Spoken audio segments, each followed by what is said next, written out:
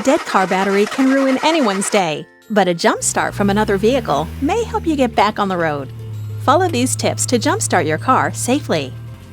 Park a car with a working battery close to the one with the dead battery. Make sure that the cars are not touching and that you have enough space to walk between them.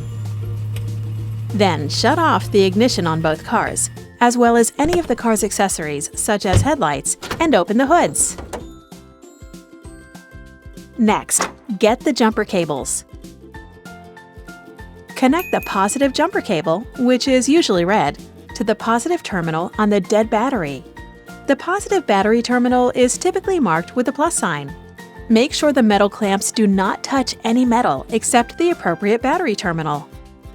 Next, connect the other end of the positive jumper cable to the positive battery terminal on the working car's battery.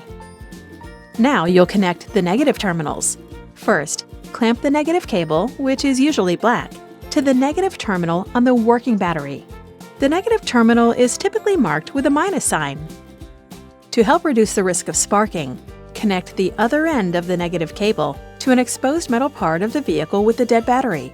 Unpainted components, like a bracket or bolt, are typically a good option.